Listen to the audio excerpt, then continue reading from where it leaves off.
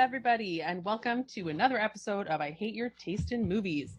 This is a movie podcast where we force our favorite movies onto our friends and just watch them rip our lives apart. I'm Jackie. I'm Jen. I'm Austin. And if you're interested, you can find us at I Hate Your Taste on Twitter and Hate Your Taste Pod on Instagram. So today, it's a Jackie pick, and I'm dancing. And today we watched Terminator 2 Judgment Day. I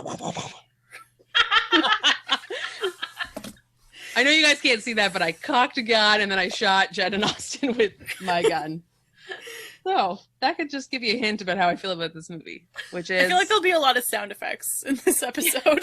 And it's going to be all really bad explosion noises. Because it's the only one I can do. It's just like... That's it. The end. That's all I could do.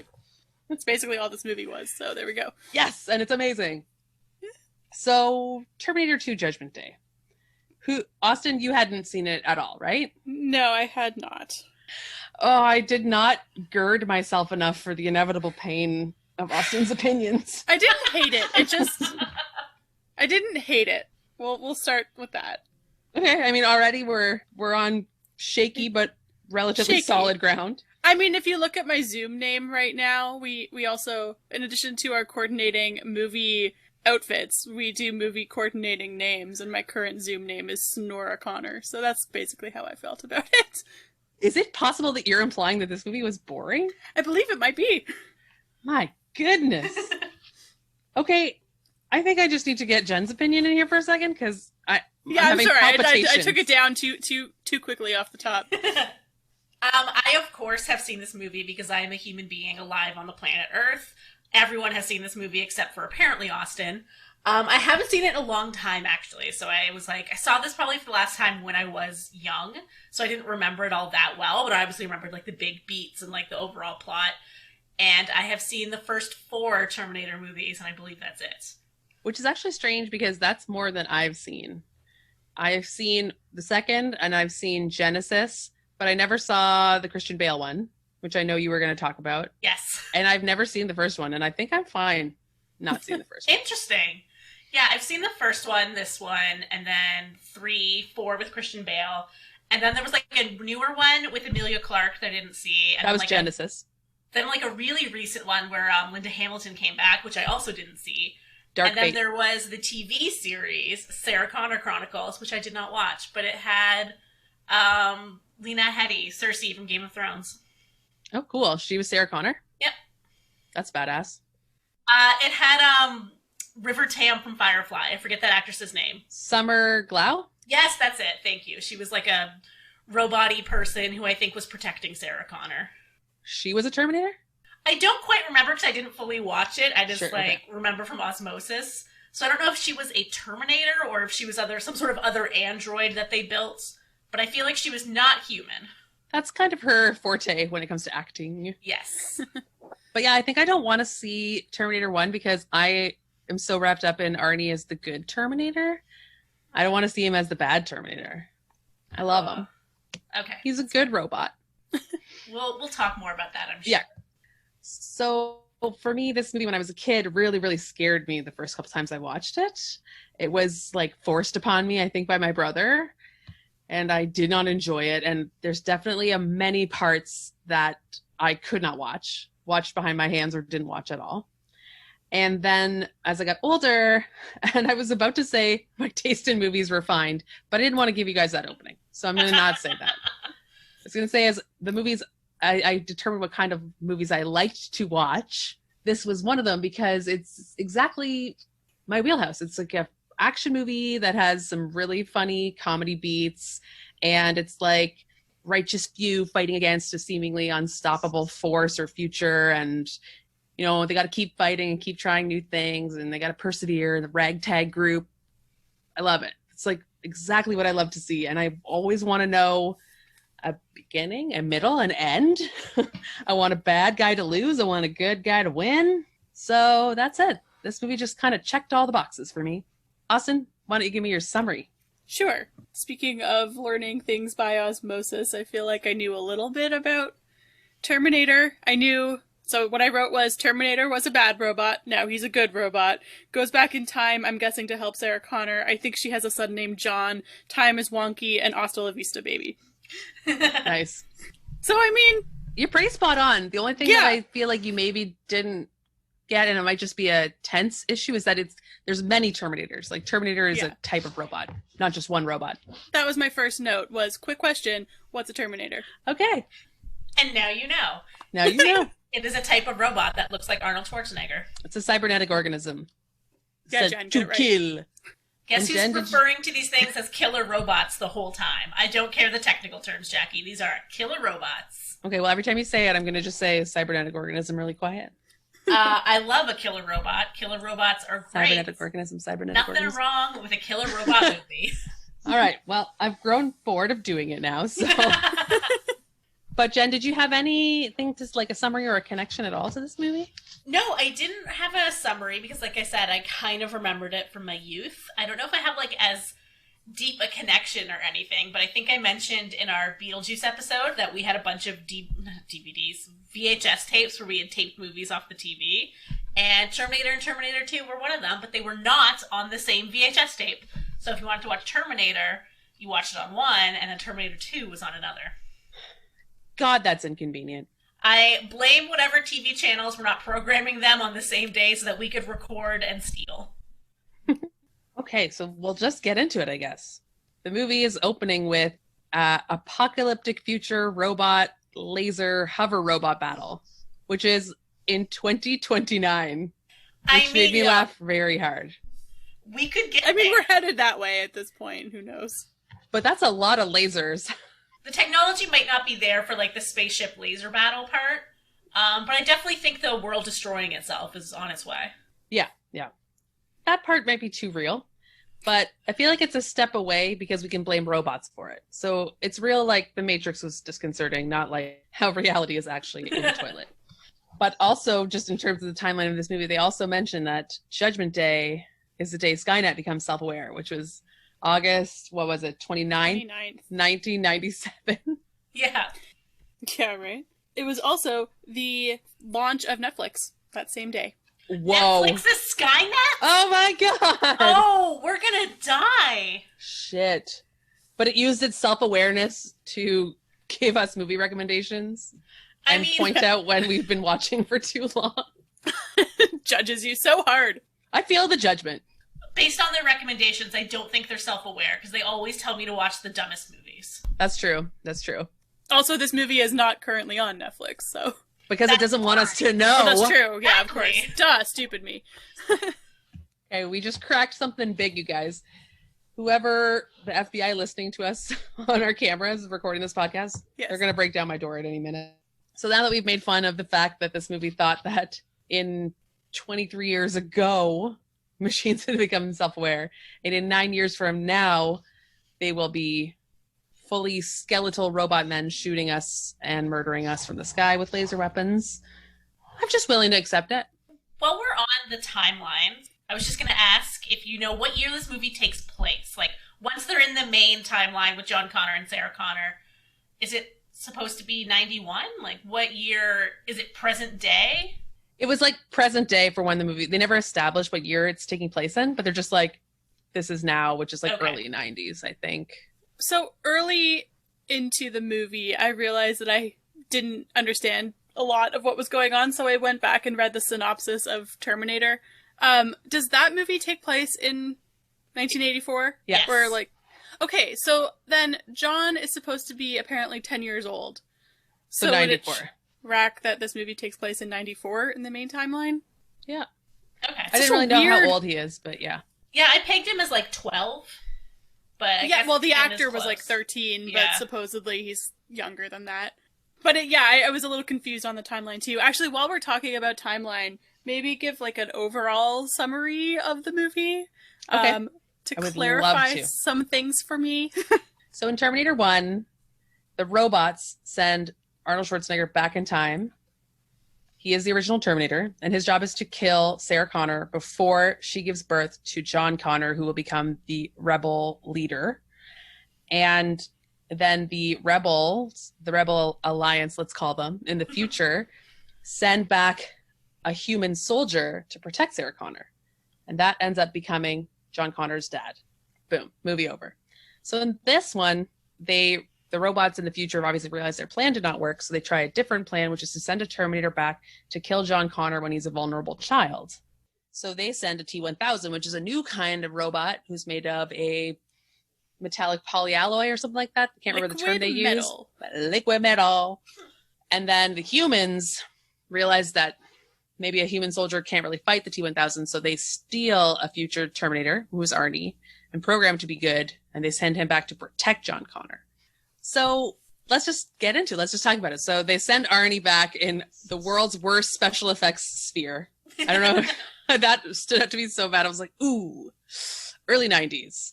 That clearly came from Microsoft Paint. But what was really cool was the sphere appears on screen and then it disappears and Arnie is left crouching naked. But the outline of the sphere has like carved away all the metal of the trucks he's around. I don't know if you guys noticed that, but I love that part. It's all glowing and it's all cut perfectly. I was like, ooh, that future transporter is so dangerous. And then he's, so we got Arnie. He's crouching naked. This movie features a lot of male nudity in the first 10 minutes. I wrote, what a time! Right? Yeah. I mean, maybe this is why I like wasn't it. complaining about that. It's like peak. I was pleasantly surprised, I will say. I guess this is 3 years before True Lies, which is probably the most recent movie to this of his that I've seen. And he still looks remarkably better in this one. Oh yeah. I was going to say those 3 years were important, apparently. Yeah. Hard on him. Yeah, it's weird. Like, those scenes where he's naked, I was kind of like, wow, his body's incredible. Then I'm like, this is what he is most known for. I know. He's like a bodybuilder before anything else. But I was still just like, this is like peak physical fitness. Like, he just looks fantastic. So... yeah. That's another breaking news hot take from our gang, alongside, Sandra Bullock is talented. Arnold Schwarzenegger's ripped. It's like we just discovered the 90s. Also, Danny Elfman is a good composer. Yeah, that's our other one. You guys, hot takes with Chen, Austin, and Jackie. I love it. He doesn't have to show any emotion. Like, he doesn't have to really act. He just has to kind of be a robot, which, exactly, it's perfect for him. This is his best possible role. It really does play into his being, as Jackie, I think, called him last time, just like a cardboard cutout of a human being. Yeah, and he's so likable. This may be jumping ahead, but just while we're on the topic, apparently he was struggling in some of the shooting because everything was filmed so out of sequence. And so he had a hard time keeping track of, how human he was supposed to act in certain scenes. Wait, did he get more human? I know, I was like, wait, there was a difference? There was a range? I love that. I love that he was like, my character, how human is he? And they're like, you've literally not changed the entire time we've done this. Can we just please get back to work? I think I laughed out loud when I read that.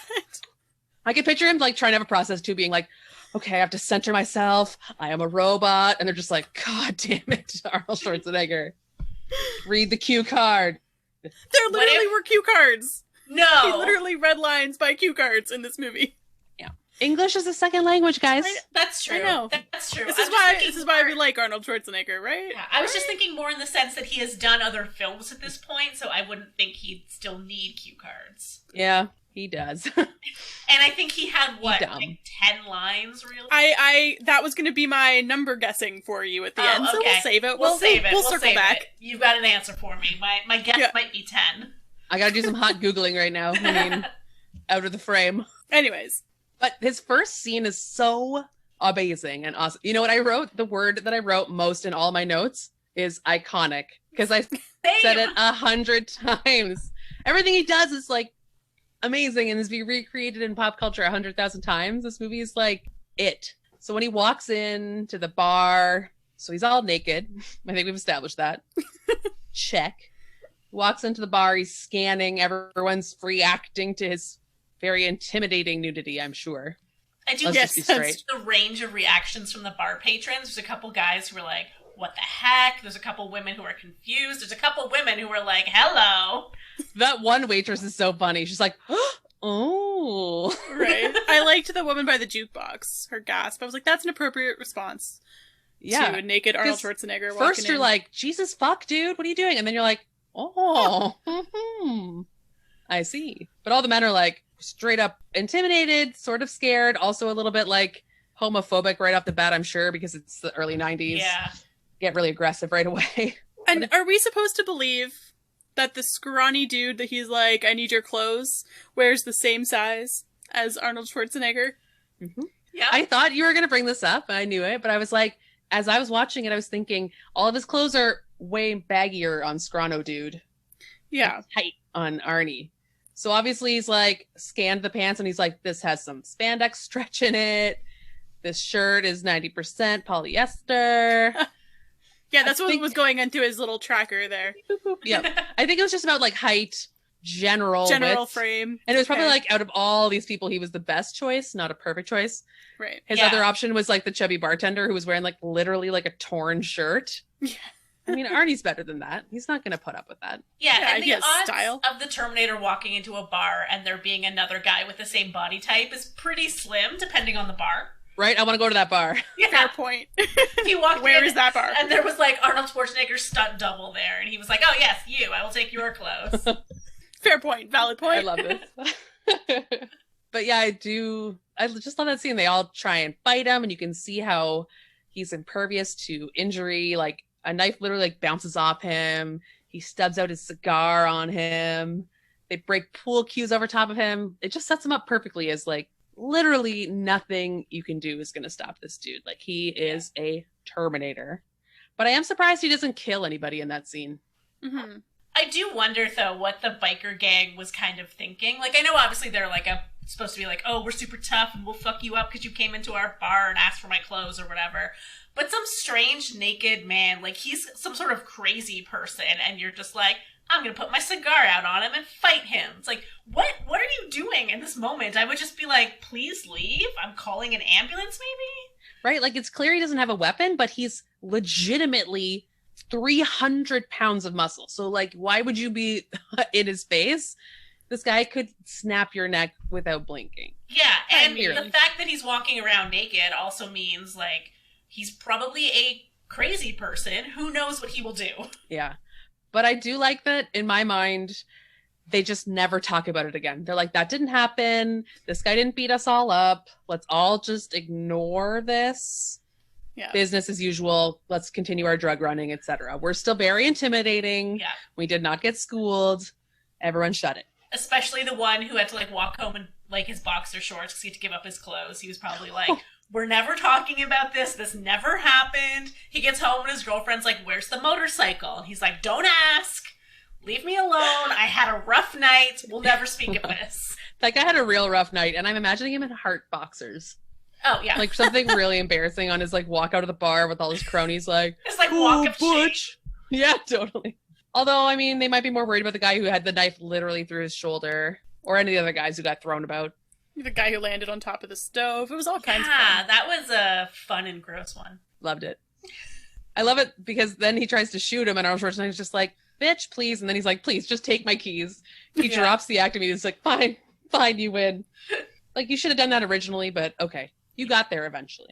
And then, yeah, so a couple more incidents, whatever. He takes the guy's bike. But before that, he steps out and Bad to the Bone starts playing and they pan up Arnie. Again, iconic. It's so exciting. Like I literally started fist pumping when I was watching it. I was like, this is happening. I'm so excited. One Austin thing is giving me such a look. It was just so- Lewk. Austin hates this movie. I don't hate it. I just don't understand what the big deal is. One thing that I did note, like Jackie, you mentioned earlier, how like so many things in this movie are iconic and they've been used over and over in pop culture. I kind of forgot this reference, but the scene where he's at the bar and steals the bike and the jacket or whatever, they kind of, not to the extent of the fight scene, but they did that again in like Captain Marvel when she first gets to Earth. The first thing she does is go to a bar, steal a leather jacket and a motorcycle. And I'm like, That's she's true. the Terminator. I get that movie more now. She was the Terminator. She's equally as invincible, Right? so I guess it checks Legit. out. I would be, if there wasn't so much more implied, it would be awesome to have her walk in naked and beat the shit out of everybody. But I just don't think she'd get as nice as a reception. But I still think that would have been very satisfying if she like walked in there naked and all the dumb biker guys were like, and tried to grab her and she was beat the shit out of them, stole their clothes. It's what every woman dreams of doing. Yeah. Now I want to rewrite Captain Marvel and just make it Terminator 2 starring Brie Larson. I am in. So who would be the T-1000? This is a good question. It's good but hard because I don't know any of the young up-and-comer actors or actresses. Also musicians. Yeah. Basically, I'm 100% out of touch. I couldn't think of any, like, young ones either, but I don't know if they need to be young. Like, well, I feel like a Charlize Theron could do it. Because I was thinking I wanted her to be similar to Brie Larson's age, just because they need to be, like, contemporaries. I could see Zoe Saldana doing it, actually, now that we're talking about people who are a little bit...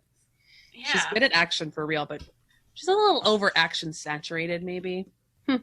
Okay, well, we'll have to think on that. Ruminate. Yeah. Let us know. Who do you think should play a T-1000 in a Brie Larson reboot? It's kind of funny because T-1000's most notable features are his giant floppy stick-out ears. So I was like, is there a woman actress who has really notable ears? Because that would fit very well. But I can't think of one. Yeah, I can't think of any either. That's because a woman can't have a feature like that. They have to be like beautiful top to bottom. Perfect. Yeah, you can't have like a personality feature. Anyway. I think next is when they show John Connor for the first time. But I just wanted to mention, like, do you guys recognize that red-haired mullet kid? No. But I was really glad that he wasn't John Connor because his hair was very off-putting. Very upsetting, you're right. This kid is in Big and Honey, I Shrunk the Kids, I believe. Oh. He was like an 80s kid movie star. Like, he was in a lot of movies. And then I think he got a little older and they realized he couldn't really act or anything. Like most child actors. But I also maybe feel like I need to fact check that. I say it with a lot of confidence, but I think that's true. I feel like I recognize him. But I also love this red-haired kid. He's like a pretty good friend to John Connor. He like totally helps him out when the cop is looking for him and tries to distract the cop. And I was just like, what a good kid this little kid is. I mean, they're criminals. They're shitty kids, but he's got some values. Carries a boombox. He seems cool. Yeah, like you first see them teaming up to steal from an ATM or something like that because John Connor is some sort of tech wizard in the sense that he can swipe a card and have it connected to a 1991 portable laptop. That's called hacking, Jen. Yes, hacking. Yes. I'm aware of that. Hack the system. But he mentions it's because he grew up with Sarah Connor.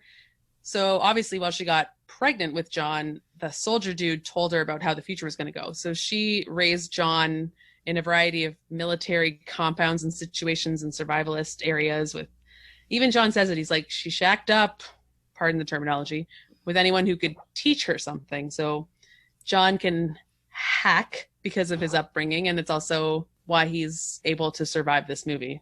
Most children would not. Honestly, Sarah Connor is very resourceful. She's fantastic. Like, she herself is problematic and off-putting in a lot of ways, but she's really goal-oriented.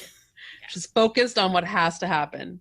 She's kind of a terrible mother, and most of the movie seems like she doesn't even like John that much. She just considers him her job to keep him safe, whereas John is, like, crying out for a parental figure, and she's, I guess, trying to keep her distance. Yeah, I think maybe at that point she almost sees herself as more of a liability to his survival than anything else. So she's like, I have to keep my emotional distance so that he can go away and live his life and be the savior of the world, because that's more important than me being a good mother. And then I think over the course of the film, as she sees, like, oh, he is so desperate for someone to love him that he's treating this robot like it's his father. Maybe I should intervene and be nice to my child at least once. So sad. But it's so cute how he latches on to the Terminator as a father figure. And she even points it out. She's like, he is the best father. He's way better than any human father could be. And she has a real point. He'll always do what's right for him and protect him at any cost. Like, not a bad father figure. Austin is laughing again. Yeah, Austin does not agree. I just don't really have much to contribute. I do find that it's weird how time travel is treated in this movie, but I can't really speak too much to it since I haven't seen the other ones, so I don't know how it pans out. But, I mean, way to give a kid a complex. Just be like, you're too important. He's grown up knowing that he plays some, like, really important role in the future. Like, way to give a kid a complex. Seriously, how does he even function knowing that he is, quote-unquote, like, Jesus, basically? He's the savior. Yeah. Well, I think also up until, like, Arnold and the T-1000 are fighting, he never really believed it. I guess maybe when he was really little, he might have. and then he kind of was like, oh, my mother is just crazy. And then once the robots started fighting over whether or not they got to kill him, he was like, oh, my mother was not crazy.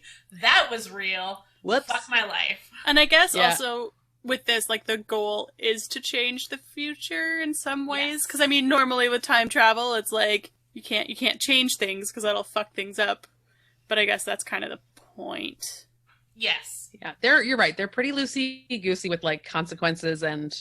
Yeah. But I think they mentioned in the first one, which I haven't seen, but I believe they addressed the fact that they can't send back someone who exists in that time. Like, they couldn't send back someone who they could, like, run into themselves or whatever. Yeah. But it is true. They're very, like, just gloss over it. Yeah. We're traveling through time. Not that big a deal. Yeah, and there definitely is a lot of, like, past affecting the future and vice versa. So, like, you know, does John Connor grow up to be the savior because he was told he was going to grow up to be the savior kind of thing? Like, especially with, like, Kyle Reese, who's the person who was sent back in time to protect Sarah Connor becoming his father. It's like, John Connor in the future sends Kyle Reese back knowing you are going to impregnate my mother so I can be born. And it becomes kind of like this loop. Of, right? Like what came first? Like, yeah, time manipulation. I don't like it. I love it. I love it. I like when it stretches my brain out. I also think that, yeah, John Connor couldn't have been the leader he was destined to be without all this stuff happening, because you really see how interacting with Arnold and making their plans and deciding what they're going to do, like, cements his moral compass. And he's so much more compassionate than everybody else in this movie. And he's so much more certain of his convictions. And you're like, yeah, so his upbringing, the way Sarah Connor brought him up, what he saw, what's happened so far, like, it made him able to be a leader of men. So yeah, what came first? Who knows? Would he have always been this way? I guess not. Yeah, you'll never know, I guess. Wrap your brain around that one. But yeah, let's talk about T-1000.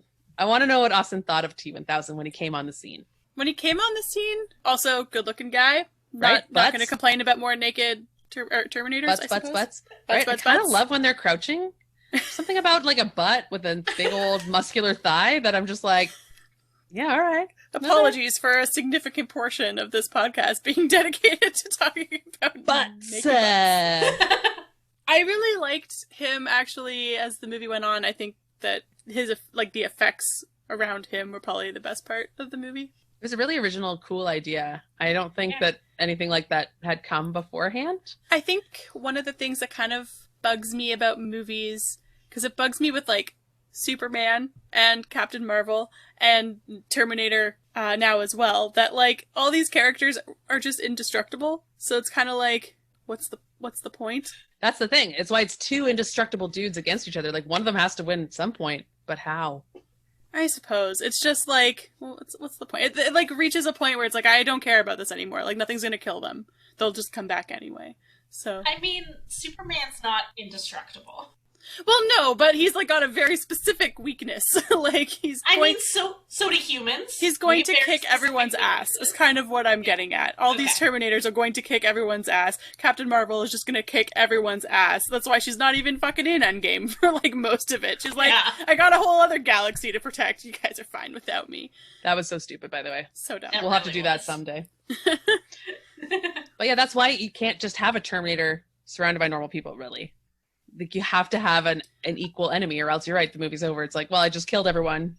Time for some coffee.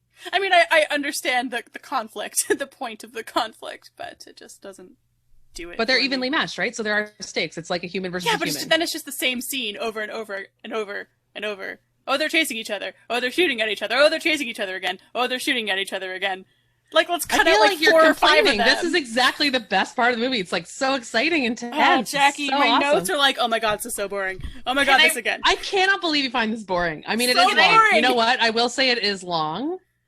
I'm going to give you that small concession.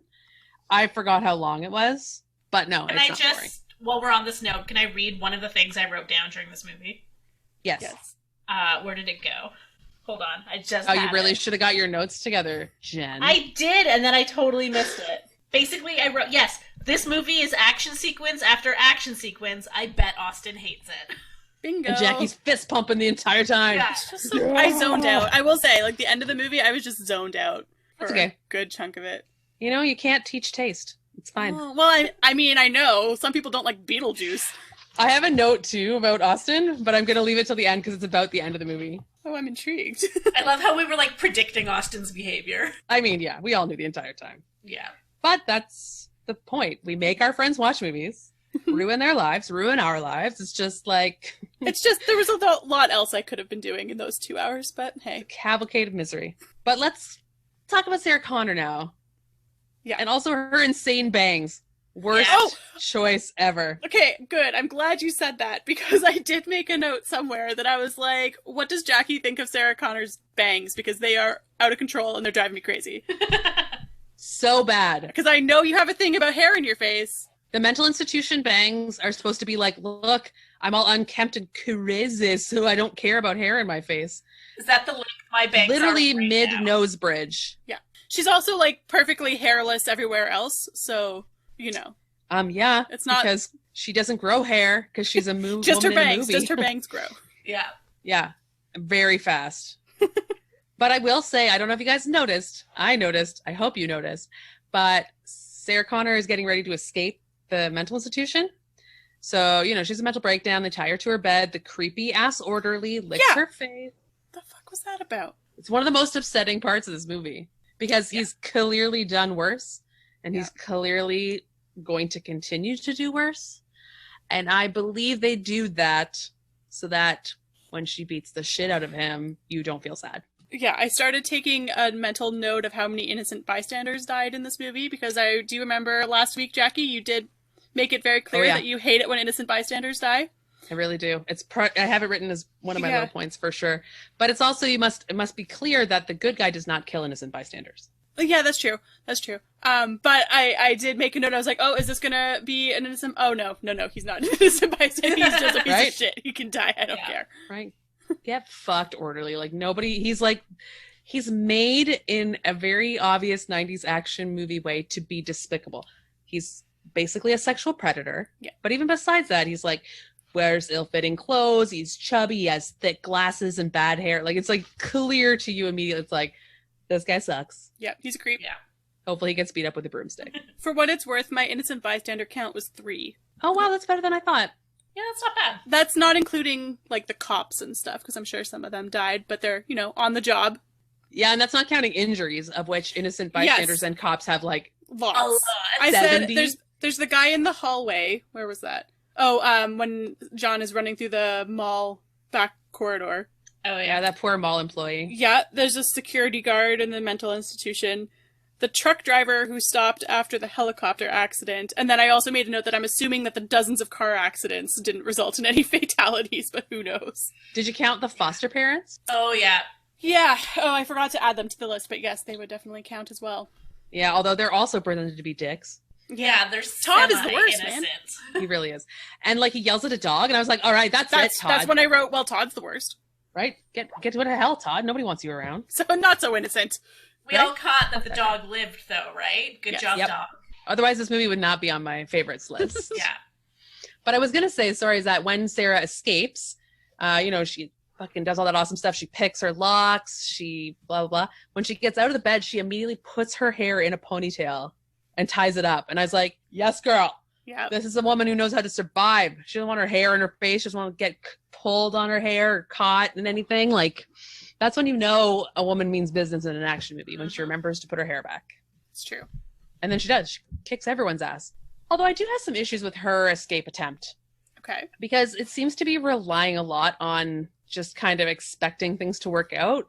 Like, especially how she got the syringe full of Roto-Rooter. Like, how did you know that was going to be nearby? Like, what was your plan after you, like, how did you know the doctor would be there? You know, like, every step of her plan that was important. Right. She needed to have a threat against the doctor, and she needed the doctor specifically because he vouches for how fucking insane she is and tells them to open the door. So she just needed all these things to happen that there was no guarantee could happen. I guess we could assume that she's probably been monitoring routines and stuff.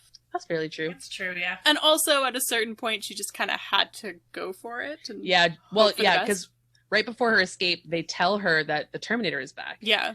Yes. And that her son's missing. And so she's like, okay, it might have my son or whatever. I have to go find and save him. Yeah. And the Terminator is bad in her mind. Yeah. She has no concept of what's actually happening, right? So like it's go time. You're right. She doesn't have a choice. She doesn't have plans to make. She just has to make the best out of what's happening. Yeah. Fuck people up real nice. She's great. She has a really good escape. The mental institution scene is like one of my favorites from start to finish. Although I wasn't worried.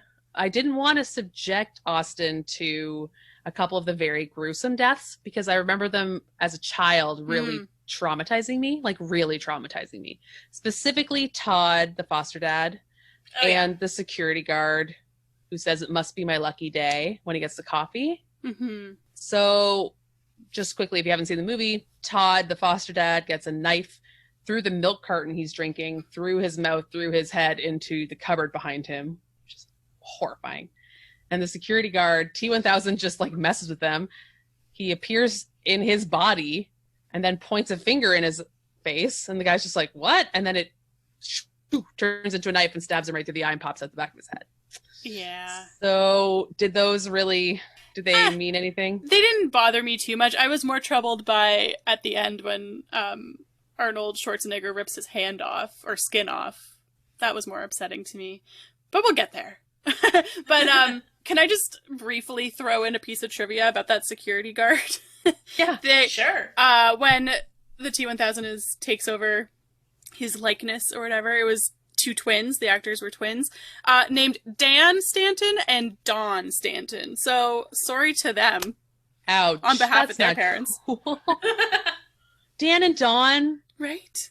Oh, I bet they thought they were so clever too. Dan Stanton too. Wow, it's a nasally type name.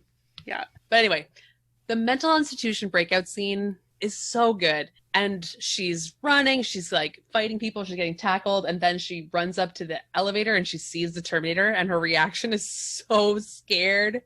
Yes. Yes. Oh. I love that, where she's like in the zone, she's beat the shit out of so many different people, she's almost at the elevators, almost out, and then Arnie walks out and she like falls back in fear and like scrambles away and starts running, and it's just like, it's so good because, you know, she is still thinking he's there to kill her. So she's like, holy shit, I've done this wrong. He's here. He's coming for me. Yeah, and this is my nightmare. This is like the end of the world. This is the worst case that I didn't even dare to think could happen.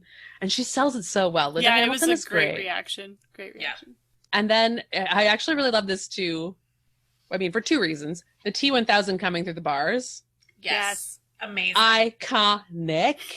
Amazing. And it's kind of funny too because he just walks and then his gun is caught. And he's just like, oh, I guess I have to turn it. I feel like You I've stupid seen robot. that before in a movie. Does that? I'm assuming that probably does happen in other movies, but I feel like I've seen that before. Maybe I've seen that scene or something. I've definitely seen something. And I think that's been recreated in a lot of ways, probably. Yeah. Sure, yeah. Or maybe even a clip. Honestly, this scene is... Yeah, it's possible. And then with Arnold, the Terminator, taking everyone down and then doing the come with me if you want to live. That's another iconic. Been used a million fucking times in everything. And also that stupid ass dick doctor watches this all and realizes that she's been telling the truth, and he's just like, his whole world shatters around him. It's like the sound of breaking glass, and he's just like, oh, fuck. He had like no reaction. He was just standing there. Shock, baby. I suppose. Yeah. I'm not sure how I would react if I saw all of that go down. A man turn into liquid metal and pass through a wall. I would be like, I'm just gonna go. I'm just gonna pretend I'm invisible. You can't see me. This is above my pay grade. Like, I'm not putting up with this. I'm just gone. But you can just see there's like a little spring inside his brain that's like, spring. And it's just broken. Cannot process anymore. Yeah. But lovely. And then, of course, another iconic scene. They're peeling out of the mental institution, and T-1000 comes robot running up behind them in his T-1000 way, which is so exciting. He's such a good runner. Okay, Yeah, that's a very underrated acting technique. He trained very hard to be able to just breathe out of his nose. I believe it, because he does do a very specific, intense robot running that I love, and I love Jackie's recreation of it right now over Zoom. But he always tilts his head down like this. Yeah. Yes, he's like down a little, forward a little, arms pumping. Like, it's So just, good. it's very intimidating because it's so inhuman. It must be Yes. so hard to be that expressionless, really, in all ways. Like, not for Arnold Schwarzenegger. No, he's great at it. But for the actor, Robert Patrick, I believe his name is. Sounds right. Like, he must have had to suppress his natural inclination to act in order to be a robot. Just take some notes from Arnold. Right? He was like, acting masterclass. How do you act so human? Because that's the kind of thing I'm going for. When you're being human, that's me as a robot. yeah, I just want to get to that level. It's real hard, but it's amazing to see him do that running because, again, early 90s, so all of this stuff had to actually be done. There was not a heavy reliance on anything other than practical effects. So he was running, he was jumping. I'm sure they got hurt a lot. It was dangerous as hell. I mean, at one point, Arnie's stunt double launches a motorcycle off an overpass and lands it. Like, that actually happened. And I believe I think someone got really hurt doing that. But that's beside the point, because it looks great.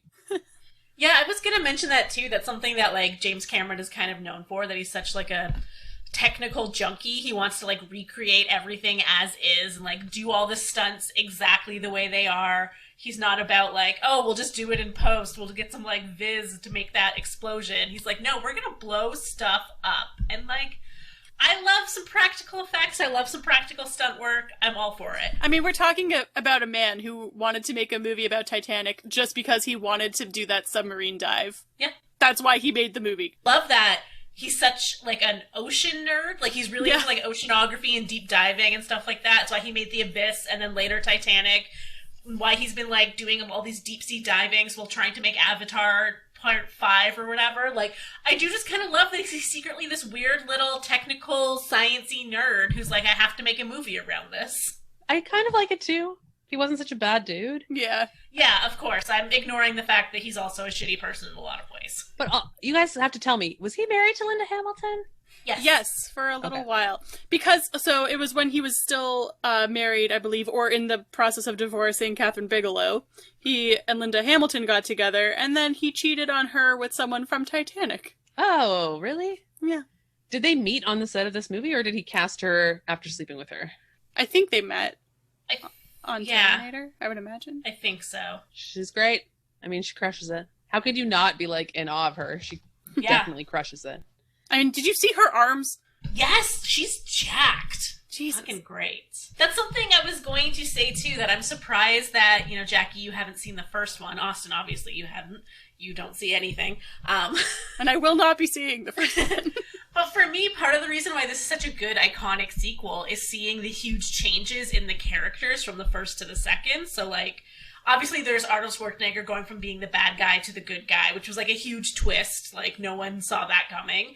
But then Sarah Connor herself, in the first one, she was, like, just a regular woman. She was, like, a waitress. Some guy showed up and was like, your son's gonna be the Messiah. And she was like, okay, crazy person, leave me alone. And now you see, like, the aftermath of that action sequence that she lived through, that first movie. Now she's this, like, insane, tough, badass warrior who's been like, I've risen to this challenge and I will fuck anyone up. And you're like, oh my god, she's a hero. She's amazing. I love this movie. She's the real hero. Yeah. Like, John, sure, he becomes a leader, but only because what Sarah Connor did. Yeah. Yeah. Like, the dad died, like, immediately, so he didn't have any influence. It was all Sarah. The dad ejaculated and died. Like, he did nothing. Oh yeah, I guess this might be a good time to ask what happens in the other movies. He ejaculates and dies, actually. Oh. He's like a male seahorse or something. I'm trying to think of an animal that ejaculates and dies. Fruit fly? Male praying mantis. But basically, yeah, they have one night and he gets killed. Good. So, goodbye. He's literally just a sperm donor, but also a hero. He saves her. He saves Sarah. He saves the future. He's cool. We like him. Oh, we forgot to just mention one little chef's kiss of a scene is when John and Arnie have, like, escaped T-1000 when he attacked them at the mall. They had a chase scene. Amazing. But they're stopped to get gas or something, or to call the foster parents. And so John says, I want to go get my mom. And Arnold's like, no, that's not our mission. That's not good for our mission. And he has John by the collar, and John's like, get off me. And he's screaming for help. And then eventually he says, let me go. And Arnold just lets him go, and he drops. And he realizes that Arnold has to do whatever he says. He was programmed that way from the future to obey any order that John makes him to. So then he makes him stand on one foot, and he makes him beat up the poor gym rats who come over to help him. That pissed me off. I'm like, they were coming to help. Don't be a dick.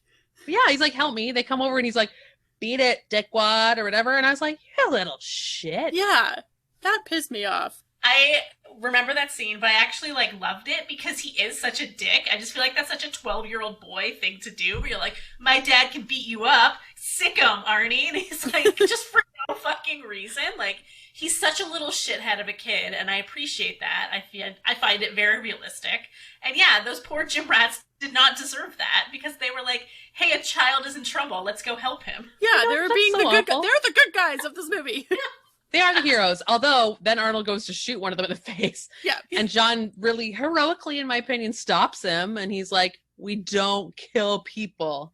Yeah. Which I also think they had to kind of do to salvage this Terminator, his quote unquote character. Like, if we're going to root for him, if we want him to be a paternal figure to John, like, he's got to have some rules that he did not have in the first movie. Yeah. Because he literally murdered everyone. He massacred tons of people. So this time around, John is like, why did my older self not program you to not kill humans? That was a real big oversight on future me's part. But it was just like, I just think they handled it in a really smart way, I guess. Yeah. Like, they really sold me on having an emotional connection to this cardboard cutout of a robot man. So, okay. At this point in the movie, they've escaped the mental institution. Their plan originally is to cross the border. Like, essentially, that was all Arnie said in the beginning when he talked to John. He's like, we just have to get out of the city. So I didn't know what their plan was going to be, but they go to a friend of Sarah's and they're loading up weapons. And I think their plan is to beat it. Mexico, somewhere far away from T-1000, and just kind of, I think the Terminator was just programmed to protect him. Like, there wasn't any future thought about making a plan. It was just get him somewhere, protect him. Yeah. And then Sarah has her iconic dream sequence of the nuclear holocaust. Yes. Austin, I want to know what you thought about that. Stupid. Nothing? No reaction? No, I was like, this is going on too long. Was that something like that you've seen before? Because I feel like that scene of her holding the fence where then the bomb goes off and it's like fire and she's just a skeleton. I feel like I see that referenced all the time in so many different things. It didn't click with me as anything. I don't know. No, I shouldn't say that. I didn't really have any reaction to it. It was just a thing that happened. Ruined me as a kid. So horrifying.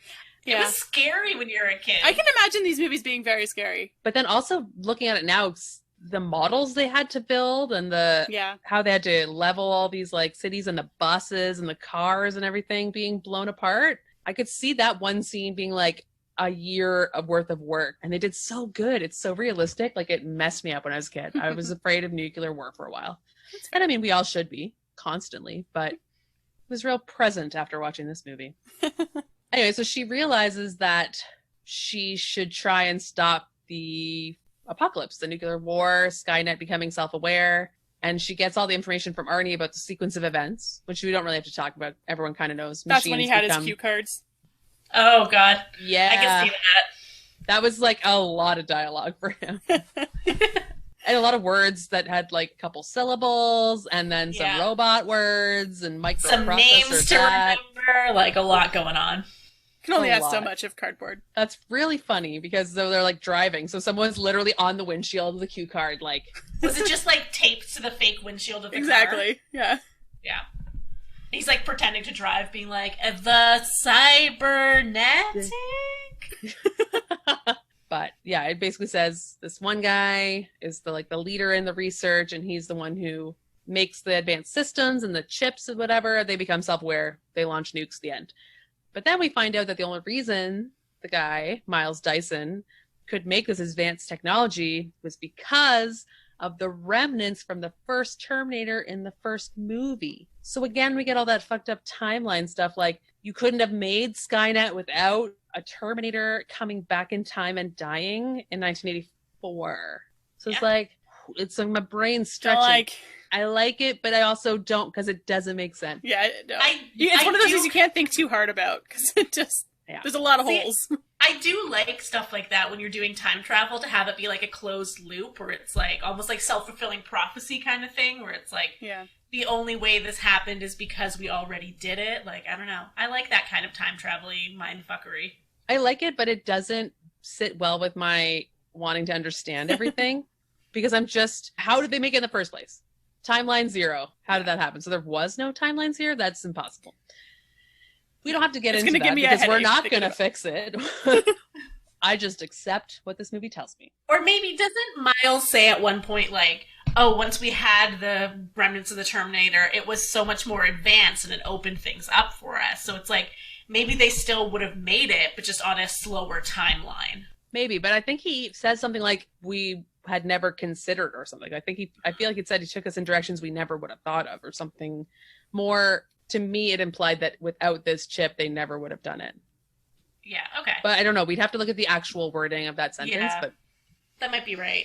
I do just want to talk about Miles, like, as a character, I guess, because I feel like he's so, I don't know, easy to accept these things. Like, Sarah comes there to kill him, and then her child shows up with a robot man, and then they say, we are from the future and the world is ending because of your invention. And then he's like, oh, I will destroy it. I will destroy my life's work. Come with me to my office, and I will let you destroy all of those things. And I'm like, Miles, sir, do you not have some questions? Because I would. Jackie is making motions that we see Arnie's robot hand, which is true, but like, that, how do you know that's a robot hand? How do you know that's not someone with a really like high-tech prosthetic?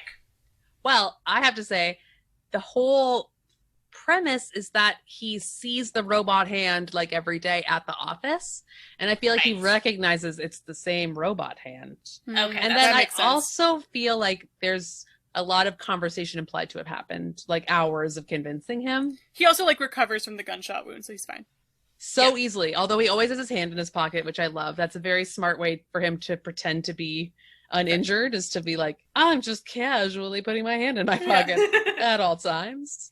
Austin, did you want to say something about when he takes his arm off? I didn't care for it. It was fine. I understood what was happening for the plot of the movie.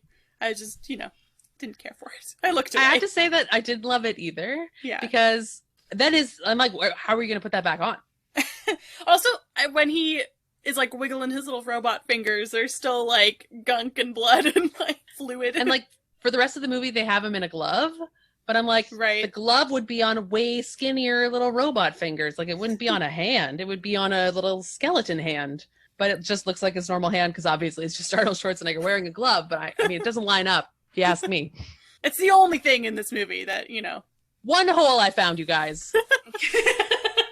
So then they go and break in, or try to sneak past the security guard. Break I in. mean, yeah, maybe Miles is just a better person than me, but I would definitely have been a lot more skeptical about this whole venture, including how he was going to get them into his office. He was like, I will just ask the security guard nicely. They also give up the ruse real quick. He's like, these are some friends from out of town. I wanted to show them the office. The security guard's like, well, we can't have visitors at this time. And then they're just like, guns! Yeah, Like, guys, at least play along for a second. Can we also have a better plan than this? Than Miles just being like, hey, top secret security desk of my, like, high-tech, very secret job. I Hand have in some pocket. friends that I would like to show around late at night after hours. No big deal, don't worry. You need, like, 7 cards to get into one room, and I'm just gonna show these tourists? Like, what? Also, hey, Miles, didn't you know there were 2 security guards? You take care of one and you're just like, that'll hold us over for a while. Don't worry about that other guy who's walking around. Totally pathetic. I feel bad for the security guard that they, like, pulled guns on and taped up. Because then when the other security guard comes back, he's just like, fucking bro, you're not supposed to leave the desk, you son of a bitch. Like, he's so upset at him. And I'm like, he was doing a great job. He got kidnapped. Be nice. He does react better when he sees him tied up. He's like, Yes. ah, shit. And then I guess they showed them together later calling the police. So he unties his buddy and they probably have a great story to tell later. They're like, yo, a murder robot from the future pulled a gun on me. And I live to tell the tale. Yeah, he couldn't take me down. Sorry. Security guard Jim. Suck it. So, yes, security guard Jim and security guard Jimbo. All the police tell them that Sarah Connor and the murder cop, they know he killed a bunch of cops in 1984 during the first okay, that's movie. good to know. So that's why there's always like a big police presence when he's spotted. Which, They're all like, I do know that, killing a lot of cops 10 years ago was probably a big news story at the time. But the fact that everyone looks at him and kind of recognizes him that's that guy who killed all those cops 10 years ago. Interesting. That's a stretch, I guess, right? Like, yeah. maybe it's just because he's so good I looking. was gonna say it is Arnold Schwarzenegger. Let's And he not did, forget. like, disappear off the face of the earth afterwards, so maybe it became kind of like a unsolved mysteries type thing. Yeah. Also, you would have to be the one to tell us, because neither of us have seen Terminator 1, but like I think he destroys like a lot of the city in the first movie. It's like a huge Yeah, there's a lot, like, it's a swath. It's a lot of lot carnage. yeah, exactly. It's a lot of action sequences that Austin would hate. It's so boring. Ugh, I gotta watch this. Get to the good parts. Get to the highlights. Just need a highlight reel. I should have watched this movie on like 2 times speed or something. That would have made it more bearable. I just am trying to understand, what is it boring when the action Yes. happens, or is it boring when the action doesn't happen? It's boring when the action happens. When I say the action happens, I mean specifically like the chase scenes and the shootouts.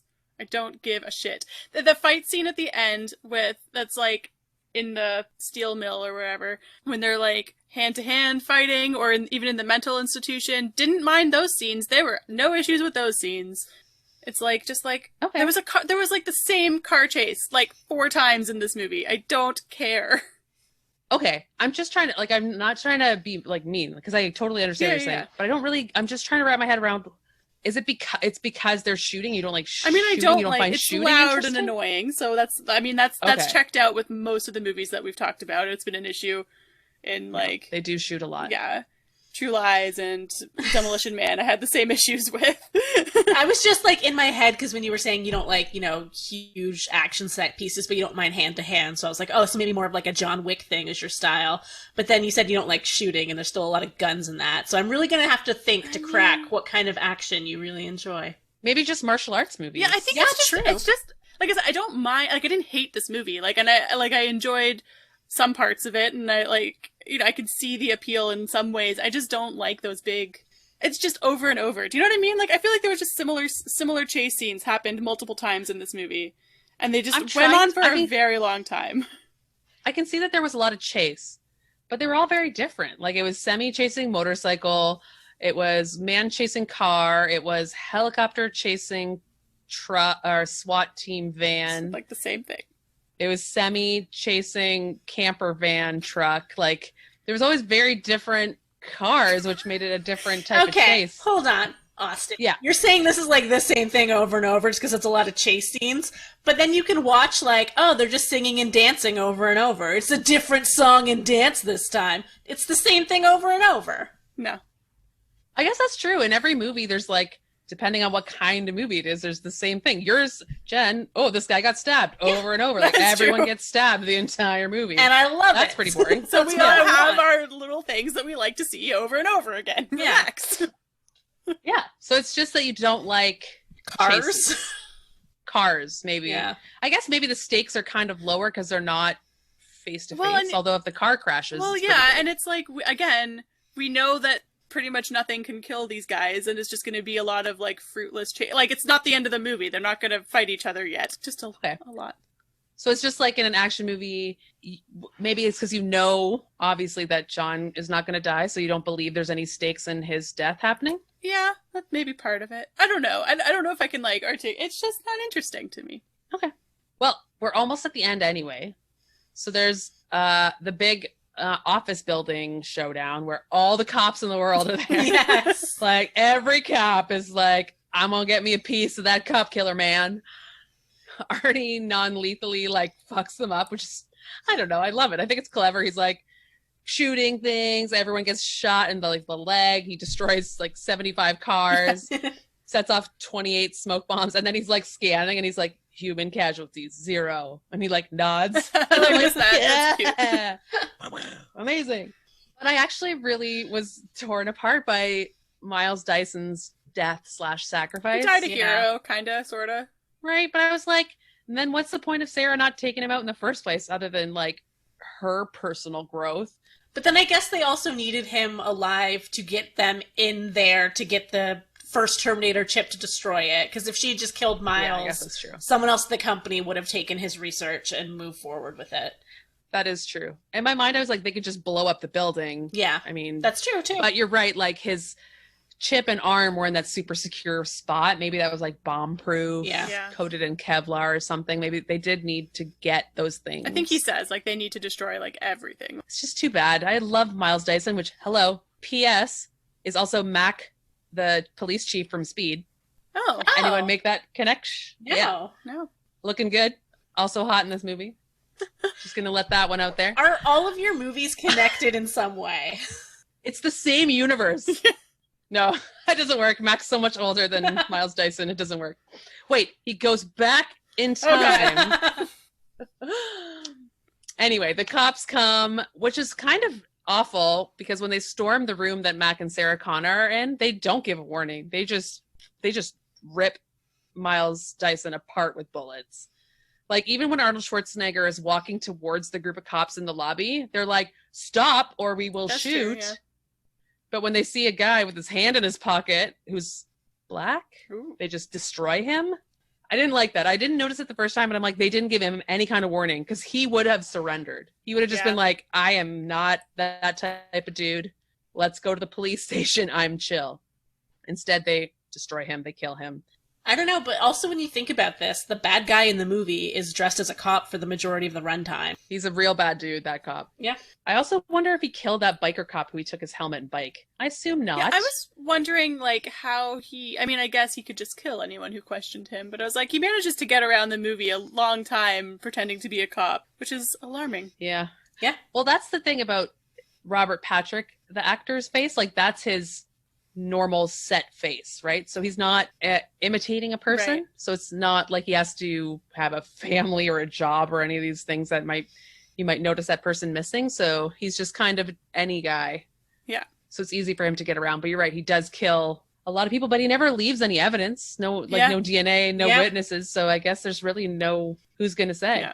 Yeah, and he's a very, like, I don't want to say generic looking because he's not super generic looking, but I just mean that, like, he doesn't have a lot of outstanding features necessarily. So when you see this guy in a cop uniform who doesn't look too whatever, even if he did kill someone, you couldn't necessarily be like, oh, I know exactly the guy who did it. You would just be like, it was a cop Generic with white guy? brown hair. Like, I don't know. Average size, Yeah. average height, short hair. And also, too, if you see a cop, I think you see the uniform, not the person, usually. Even if it's just, like, not if you're talking to them or anything, but at first glance, it would be hard to describe any police officer. Very interesting. He found the perfect disguise. Yeah. Purely by accident. But, okay, so Miles Dyson gets killed. He blows up the thing. John, throwback to his ATM hack, hacks into the security Oh, yeah. cupboard. I forgot about that. The fucking 12-year-old hacking into this, like, top secret facility. With an ATM card. Yeah, like, how? Like, I love you, John Connor, but no.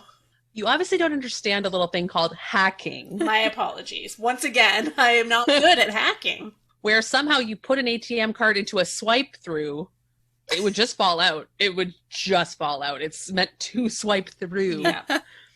Anyway, he gets the key, they get the chip, the arm. Miles Dyson exploded. So kind of Miles Dyson exploding for them is like not so sad. They're like, well, at least we know now that he can't invent Skynet. Like, Yeah. Sad it's for a period on the end of that concern. Sad for Miles Dyson's family that they left back at the house where he's like, I will be back. I just have to do this one thing. And they're like, okay, we'll see you soon, Dad.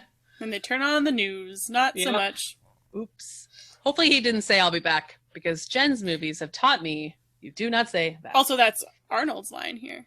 Yes, Yeah. And he dies. So you can't say, I'll be back. that's true. And then, is this the helicopter chase scene?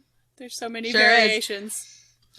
First, before the helicopter chase scene happens, I feel like you're missing a really important part. Am I? T-1000 rides his motorcycle up the staircase. Oh, yeah. And then he's riding his motorcycle through the business. And then he crashes out a window and grabs onto the helicopter. Right. Yes. Then he gets in the And then helicopter. grows 2 extra arms. We all noticed that? He has 4 arms when he's driving the helicopter.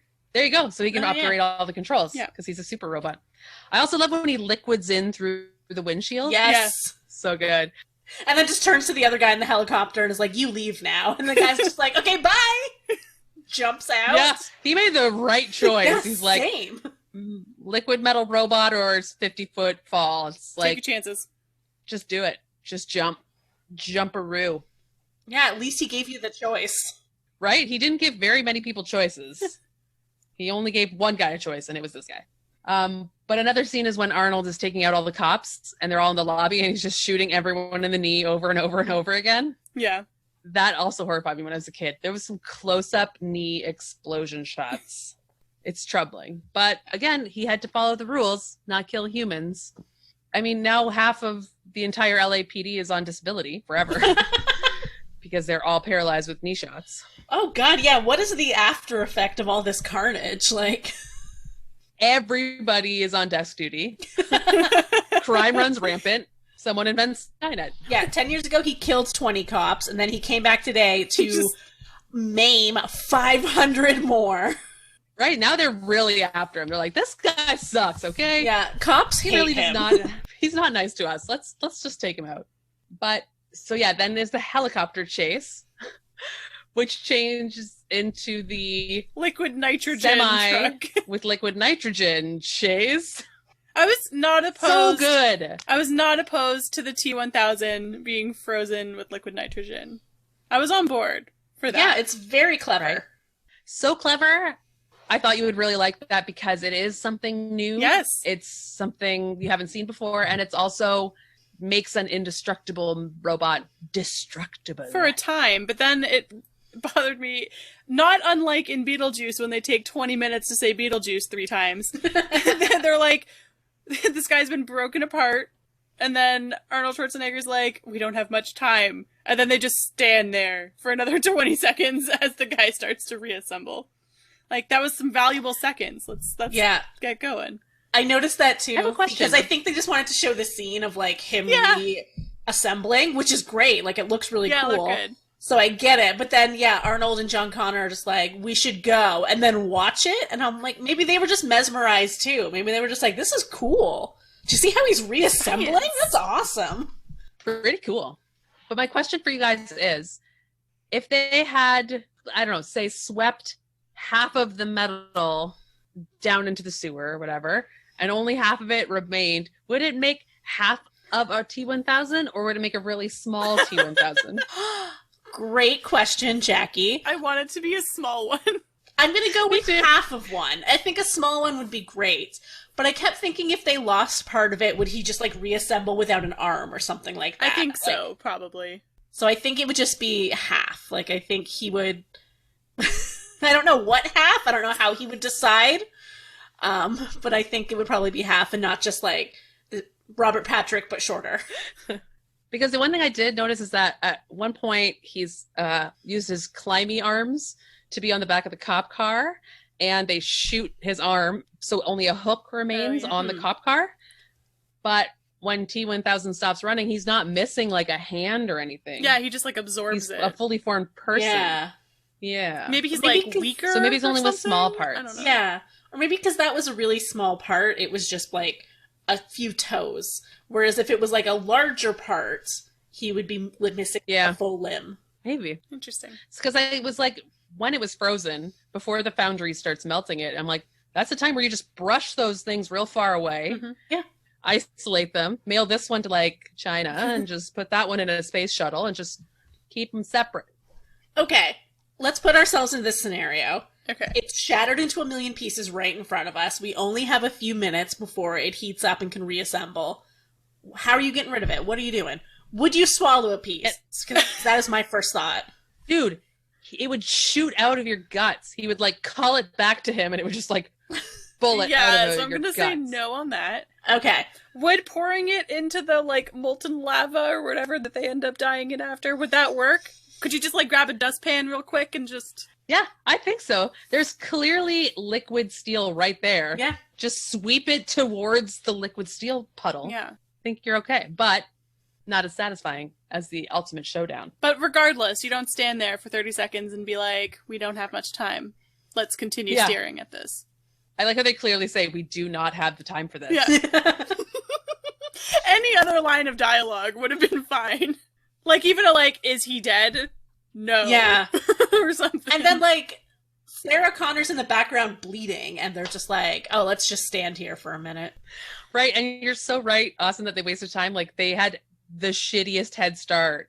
He was, like, clearly in sightline of you when you start hobbling away, all three of you broken. I'm like, you could have had about 20 more seconds to hide. Yeah. But Mercury is cool. Let's watch it. I mean, it was a cool effect. But yeah, this is the ultimate showdown in the Foundry. They're running around. There's steam. There's heat. There's metal. T-1000 and Terminator have their big old fight, like Austin says. Terminator has to sever his own arm, 127 hours styles. And his head gets real fucked up by like a giant cement beam. Yeah. Repeatedly pounding into it. It's not hard to watch, but it's uncomfortable to watch. I don't love it.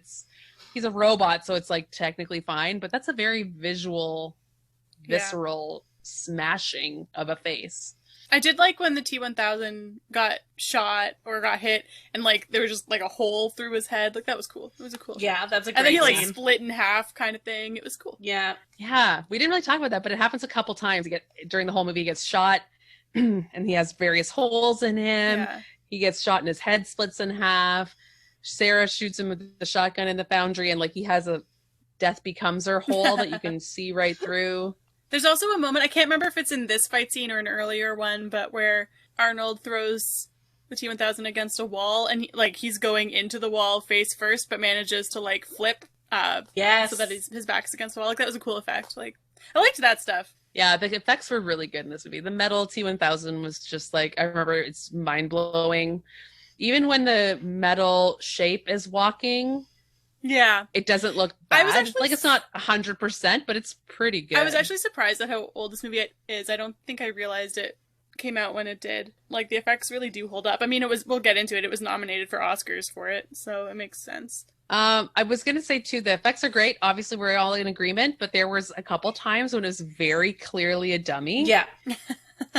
And I laughed out loud at the one point when T-1000 is hanging onto the bumper of the police car and it swings around a corner. It's just so clearly a dummy. We're almost through it. It's pretty cool because T-1000 is trying to get Sarah Connor to call for John. Yes. Yeah, this was kind of a cool thing. And he's like torturing her. But I was kind of like, you can imitate her or her voice. Why don't you just do that instead? Mm-hmm. But as I was thinking about that, I thought maybe John, like when he did this call to his foster parents, the Terminator was like, ask them a question or like feed them wrong information and test it. So maybe he, the Terminator learned from John, but John also learned from the Terminator, you guys. Aww. It came full circle. So maybe he knew he couldn't trick him. Yeah. So he wanted to torture Sarah into doing it. But then, I mean, he does it anyway. Yeah, but then he takes her form anyway. But it's such a good scene, though, because she's coming towards John. She's all injured. She's like, help me. And then another Sarah steps out with a gun. And John doesn't know which one the real Sarah is. And we don't even know technically which one the real Sarah is. But he basically is like, okay, you're less maternal. You're the real Sarah. Shoot. Well, I mean, that's the same way he identified that it wasn't his foster mom. Because he's like, she's never this nice. Right? He's so broken. When you put it that way, this poor sad kid. Someone's nice to me. Clearly, they're a robot. Yeah. It's so true, because the nicest person in his life is a robot. Yeah. So he's just like, he's after this movie, he's like cuddling a toaster. It's like, you're my new father now. Oh boy, this kid's gonna have some weird sexual stuff in his future. Oh boy. Oh, yeah, okay. Anyway, Sarah Connor shoots T-1000 a bunch. She almost gets him to fall, but she runs out of bullets. I hate it. Ooh. Previous to this, we've seen T-1000 beat Terminator to a pulp, and his red eye power light went off. Oh, I missed that. So he's dead. Oh, yeah. When he impales him with the pole, you're supposed to believe he's dead. Right. But he reroutes some power. He comes back. Yeah. Mm-hmm. And then he does a super cheesy riding some sort of wheel shot. Yeah, like a gear of some kind. Yeah. Yeah. take a dramatic entrance that's not very speedy. Like, they maybe could have used you a minute ago, because, like, Sarah shot the T-1000 a bunch of times, but he was starting to heal, whereas if, you know, you had got there a second earlier, you could have just, like, sent the final blow and knocked him over, instead of, like, letting him almost come back and move towards Sarah and John again. Like, no, I've got to look cool when I do this. Yeah. He's like, no, I'm gonna come up the giant wheel, it's gonna be fucking awesome. Yeah, he's like holding on for a good 3 minutes, hearing it happen at the front. He's like, oh my God, like, gear, move faster. This is a bad choice. But he gets there eventually. Yeah. Yeah, and he shoots T-1000 with some kind of explodo missile bullet. Yep. I think that's the technical term. Explodo missile bullet. Yeah. It's in the munitions catalog. And yeah, then that's a cool shot where he's exploded. And so he's like a big, kind of like an S-shape metal man. And then he just falls in the steel. He basically just loses his balance at that point. Yeah. They don't even like kick him or anything. It's just like screaming his metal scream, and then he falls into the steel. Yeah, like, want to guess whose scream that was, that sound effect? A bat. Okay. Jen? I read this earlier, so it's James Cameron. Ew, that's him? He screams like a girl. It was a really upsetting scream. I also was imagining, like, because he goes through all the previous forms that he's been in as he's dying. And so I just like the image of, like, all those actors having to come in for a day to just, like, flail for, like, 30 seconds. Yeah, and, like, stick their tongues out and just look really upset. I bet they were all like, give me that money. Well, yeah. I was only in the movie for 12 seconds. Was it Dan or Dawn? Oh, hopefully They probably both. took turns. Yeah. They both deserve that paycheck. It's gross, though. I don't know if you guys noticed that when it's just his face and then his mouth opens and, like, yeah, that was gross. I didn't care for that, but he did. He did. T-1000. You got fucked up. And so, you didn't think it was possible. Can you refresh my memory as to why Arnold also has to die? Because the chip that Dyson based all his work on was from the first Terminator. So there's another chip in good Terminator's brain. And he's worried that if it exists somewhere, someone could use it to make Skynet and start the whole thing over again. Fair enough. So they have to destroy all of Terminator evidence, sadly. Yeah. We get the one, I guess this is Arnold's human moment where he says, I understand why you cry now, or something like that. Which was hilarious. I like, that's so, just like, I don't know, because the kid's like, don't die. And he's like, I know why people cry. And I'm like, what is your problem? You say it like that. Okay, first of all, the line is, I know now why you cry. Still. But it's something I can never do. So bad. But I am actually really pleased with this turn of events because I wrote, Austin is going to mock, I know why you cry. But I have to cross out Austin and write Jen. Yeah. And then I wrote, but I am crying because I cried at that scene every time. I was literally like tears rolling down my face. It's so sad. And it's all John. Like, John is a great actor. He's like, I was very impressed with, what's his name? Edward Furlong or something? Yeah. He did a good job. Like, he really sells that moment. He's like a kid whose only parental figure is going to his death. And he's like, don't leave me. Don't leave me. It's so sad. Yeah. But then he, like, stiff upper lips it. And then he goes into the steel and he gives him a thumbs up. I know, he takes the slowest route. He's like, you could just jump, but he's like, no, I'm going to prolong this moment and just slowly lower myself and make you watch Emotional climax. Yeah. It's great. It's beautiful. It's a beautiful moment. I cried. And that's it. That's the end. Sarah says something about hope, blah, blah, blah. The end. Well, doesn't she say, if a Terminator can learn the value of human life, maybe we can too? Guys, it's so deep. Oh, relevant, you guys. So relevant. So apt. So current. That reminds me of another thing I hated earlier on. Oh, no. Where, like, there's two little kids playing with guns. Yes! And then John is like, what is wrong with humanity? Or something like that. And I'm like, this is so fucking heavy-handed. Also, those guns do not have that orange thing at the front that indicates it's a fake gun. That scene freaked me out. Yeah, I'm pretty sure that was supposed to be real guns that children were playing with. Everyone was super chill about it. Oh, I thought they were toy guns. Oh, I thought they were real guns. I thought they were supposed to be real, and that's why John was so fucked up. I think he's upset that the way the kids are acting like they want to kill each other, but I believe that those are toys. I hope so. That would be better. I fully thought they were real. Yeah, same. It's funny because I never thought until this moment that they could possibly be real, and now I'm like, oh god, that's so much more upsetting. But we got it. We got to the end of the movie. We did it. Yeah. That is it. It is over. The end. Except for the Movie 7 other terminated. movies in the franchise. I mean, Should we watch those right now? Yeah.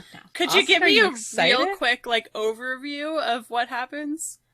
So the third one, Terminator 3, Rise of the Machines, that is, supposed to be 97 when Skynet becomes active or whatever. They're trying to stop the actual apocalypse from, Skynet, blah, blah, blah.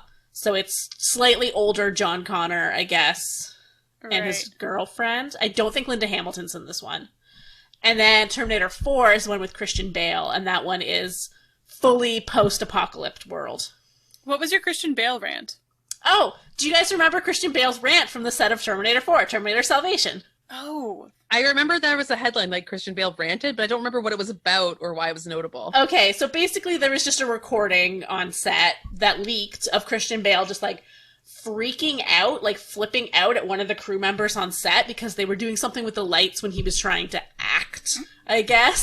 And so it's a couple-minute rant of him just shouting at this guy being you're messing with the fucking lights, would you like it if I did this to you? And he's yelling, and the director of the movie was McG, so at one point he goes, you got something to say, McG? Which is hilarious, and I quote it all the time. And it became one of those, I guess slightly earlier internet days, because this would have been 2008, 2009, viral meme things, where someone took his rant and turned it into a song remix, and if you look that up on YouTube, I'd swear half of the listens are from me. I found it so hilarious.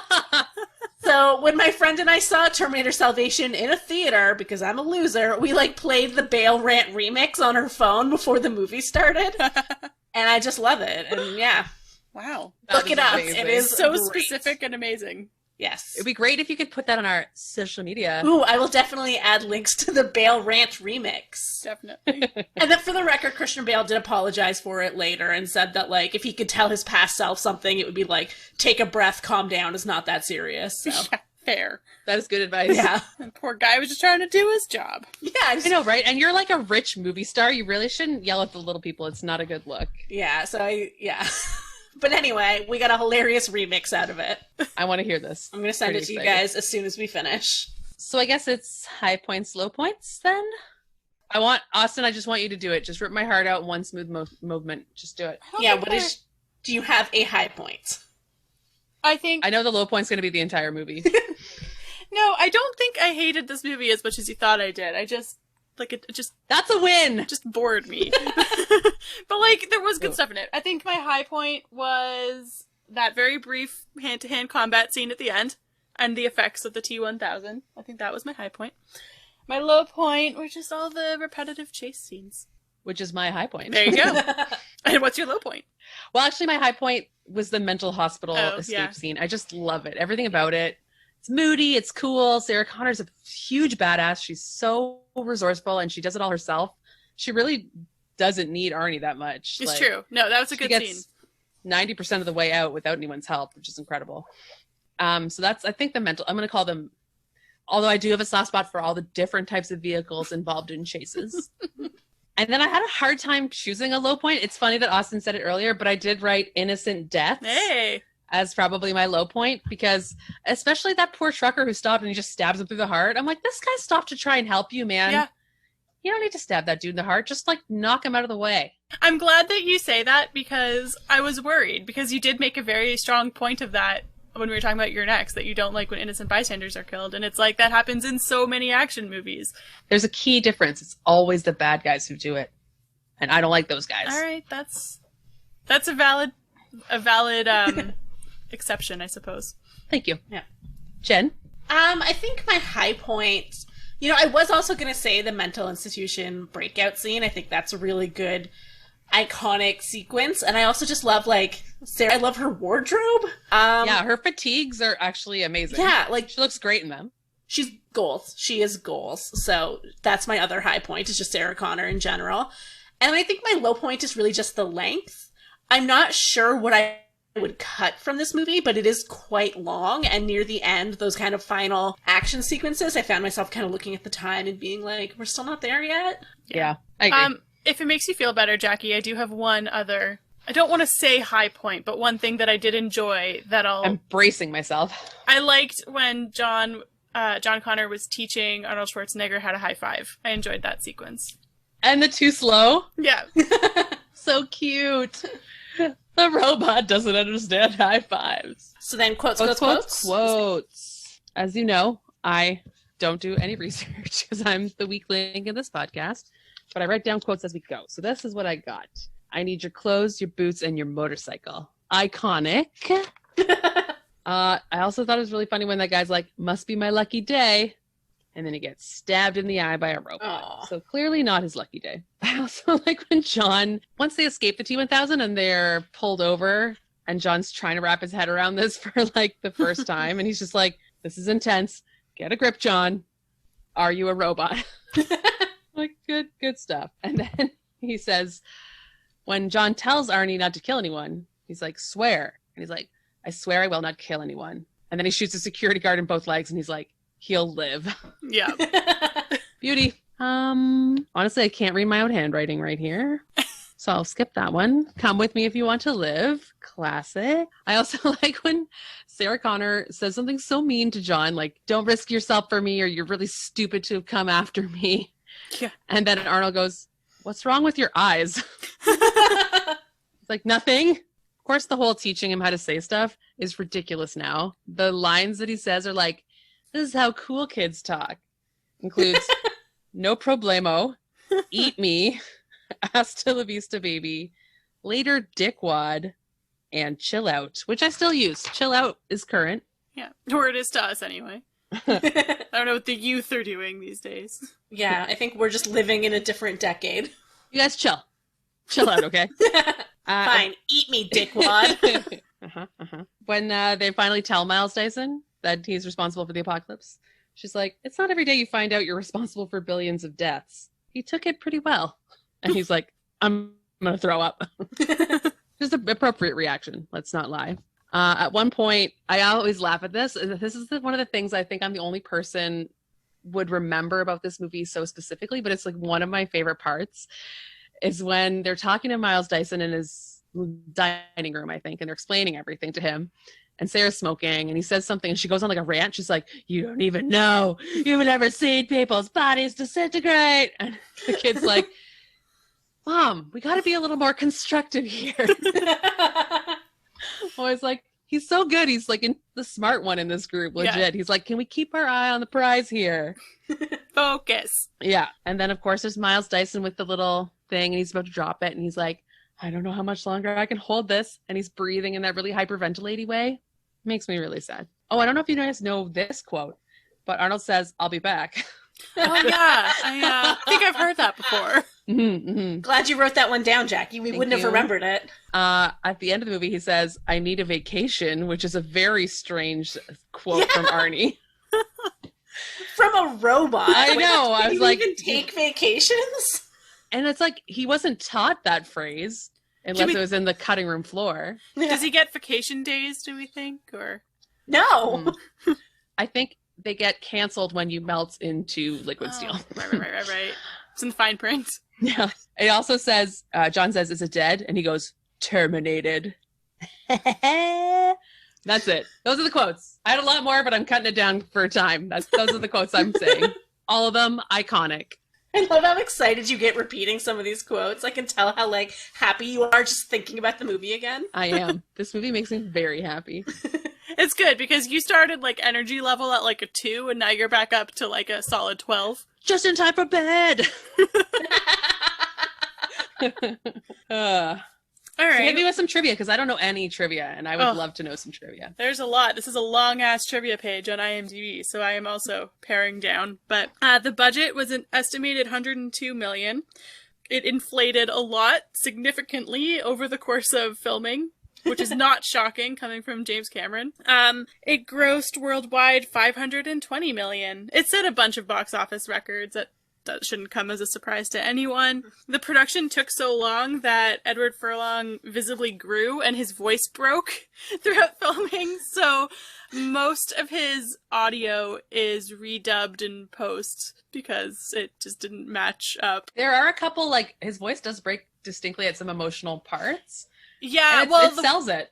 one of the few parts James Cameron said that it's like his original voice is when he's upset, like when he's sad or whatever. That's usually the only point where it's his real voice. Everything else got adjusted or re-recorded. He also grew, like, his height. He got a lot taller. So there were a few times where you'd have to like stand in a hole to keep it consistent with his height difference with Linda Hamilton. Poor Eddie. Yeah. Linda Hamilton's twin sister, Leslie Hamilton, was in the scene with the two Sarah Connors. So that's cool. You can tell she looks different. Like, it's close enough, but yeah, it's obvious that they're... I like that they use twins. That's always handy, I suppose. It's the only sequel in the 20th century to win an Oscar, when its original received no nominations. There's been a few in the last 10 years, but that's not the 20th century. I'm just trying to think of what the ones in the past 10 years would be. I can't remember. It's in the trivia page somewhere. Just Avengers? like an Avengers? Yeah, does that count? No, I if don't it think won so. Special effect? Did Mad Max win something? Oh, Fury yeah, Road? Mad Max definitely won. Yeah, there's been a couple. Like, not many. What else? We got Linda Hamilton suffered permanent hearing loss in the shootout in the elevator because she forgot to put one of her earplugs back in. Ooh. Good Damn. times. Yeah. Apparently, Robert Patrick decided to mimic the head motions of a bald eagle. That was some of his inspiration. That's amazing. I don't remember him bobbing his head like a bird. Yeah. But he does do like a very distinct like look from under his brow. Yeah, that and like a little twitchy. when I do it, I look like Sam the Eagle from the Muppets. So, okay, here we go. How Lay many it on words of dialogue did Mr. Schwarzenegger have thereabouts? Words? Like actual individual How many words of dialogue? See, he did have that monologue, so don't forget about the monologue. That was Yeah. That's a significant. solid, like, 50 words. I'm gonna say 200. I'm going slightly lower. I'm going to say 160. Okay, you guys didn't give him quite enough credit. He actually has about 700 words of dialogue. Okay. So, based on his salary, we can determine that Arnold Schwarzenegger got paid $21,429 per word. The phrase, "Hasta la vista, baby," cost $85,716. Wow. Worth every penny. So this is actually one of the only facts that I knew about the Terminator, is that the Terminator is the only character to be listed as both a hero and a villain on the AFI's Top 100 Heroes and Villains list. I think we all kind of knew that. Hasta la Vista Baby is number 76 on their quotes list. Oh, and then, so yeah, it was nominated for 6 Academy Awards. It won 4. It was nominated for cinematography, sound, film editing, sound effects editing, visual effects, and makeup. And it won for all but cinematography and film editing. That's all I got. I wouldn't be surprised if it swept all those categories. It was Yeah. really visually beautiful. Mhm. Well, which leads me to asking Jen what else came out this year, because I know this was a kind of a bitchin' year for movies. It really was. Like, there were some classics that came out this year. You did kind of touch on it, but obviously Terminator 2 was, like, the #1 movie at the box office for, like, ever, because a James Cameron movie comes out, everyone goes and sees it 500 times, apparently.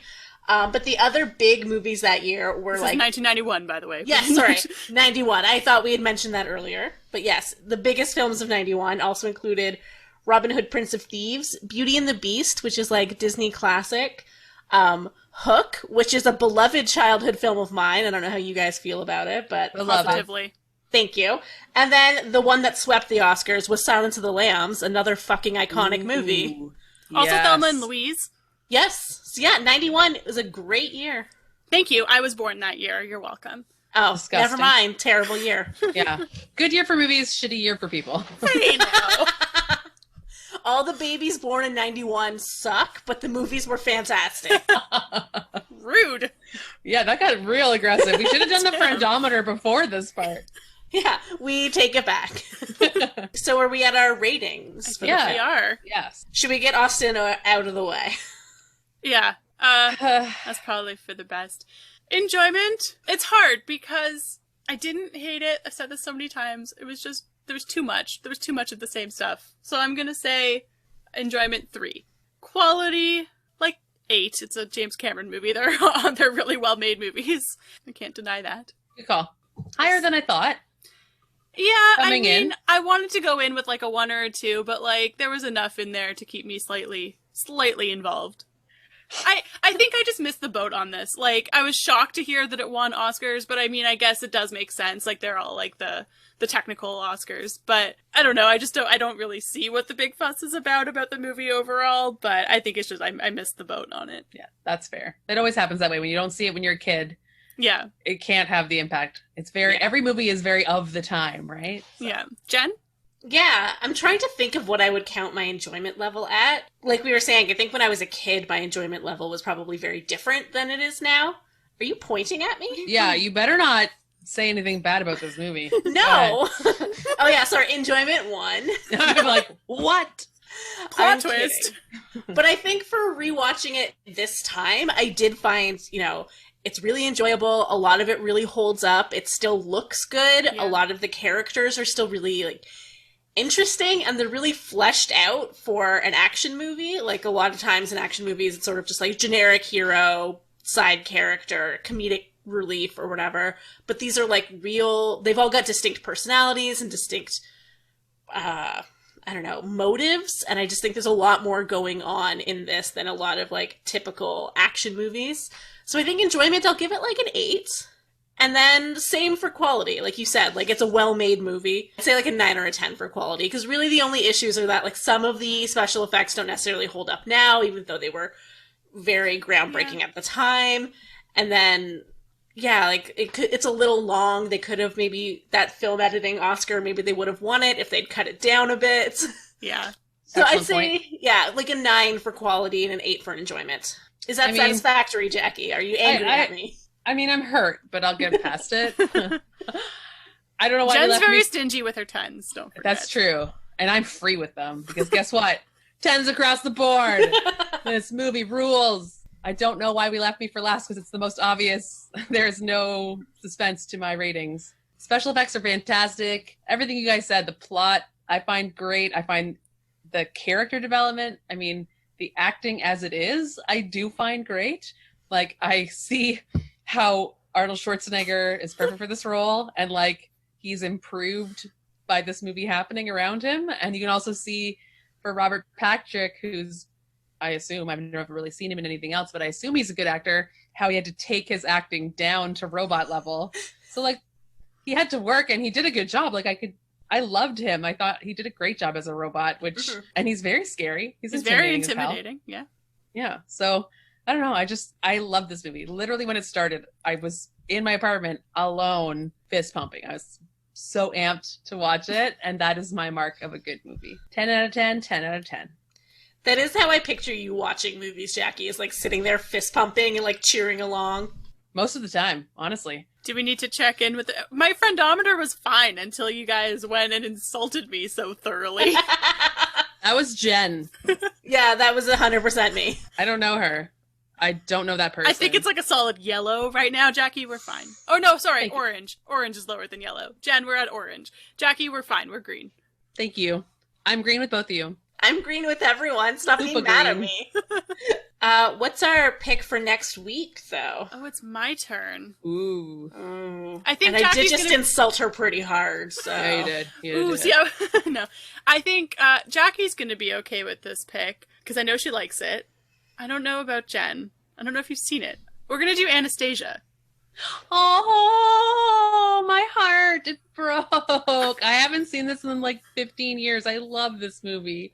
Oh, I'm going to sing all the songs. I'm so happy. Awesome. Good choice. Good choice. Thank you. Jen is going to hate this. I don't know. Jen has not seen it. Okay. But, it's the Romanoffs, right? So there's murder. I'll be fine. Yeah, there's things for her to latch on to.